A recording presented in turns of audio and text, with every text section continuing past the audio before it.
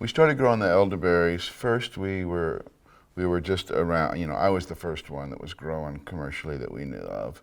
And as we started growing, we developed our pod of growers around central Missouri, which I depend on to bring berries in now.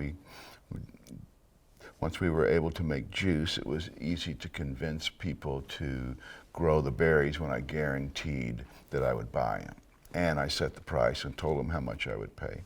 And so that's what we're wanting to see more of the pods growing. We have a number of them beginning to grow around the country.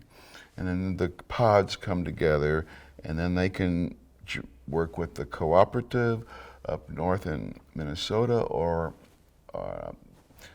form their own state co-ops, which we hope will be forming and staying with the larger co-op.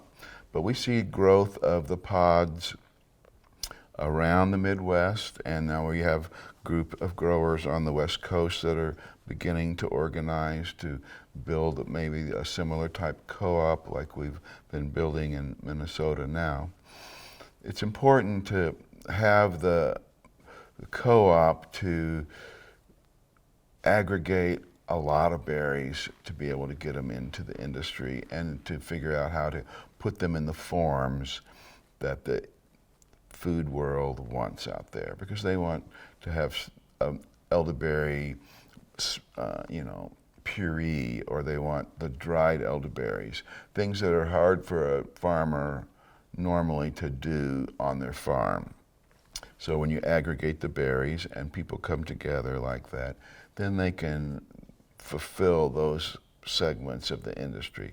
That's the thing with elderberry. There are so many different places that you can use the berries that there's a lot of different places for people to enter into the industry. We have a pod of growers that concentrate on drying, making the thermally dried elderberries and selling the raw juice, and that's worked into the co-op up north. That's doing really good there. West Branch is doing a great job doing the berries and the flowers and drying them on a commercial level. He'll be all certified organic, I think, starting out this year, and that's going to be a really great help for the co-op.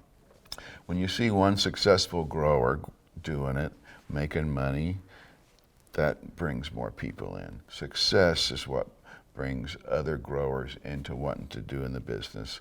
You can try to convince them all you want, but when you can show them profit and ways to have a better quality life, that's what they want. And that's what elderberry brings. It brings that chance of, there are lots of opportunity. There are so many different things that individual entrepreneurs can make and sell locally, or try to grow that up big enough. Eventually, if they can get those big enough and they're working with the co-ops, then the co-op can begin to sell their products too.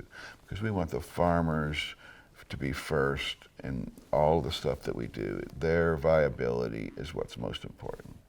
The co-op's viability, none of that, or the River Hills Harvest viability, if we don't have growers growing good fruit, making money on it, they're not going to continue to do it. So we see profit in elderberries, and that brings hope for a lot of the places, for agroforestry and permaculture systems and restorative and regenerative agriculture. They all need more profit centers. And we think that elderberry is a really great crop to be a profit center on almost any kind of perennial farm or sustainable farm, because it brings many different values other than just the berry crop, because it's great for the soil, and it's good to grow around compost. It's great for the birds. We're learning how it's an incredible feeder of the life in the soil, how as being a component in a larger agroforestry system, it helps stimulate the microorganisms in the soil so that all the plants benefit from what they do.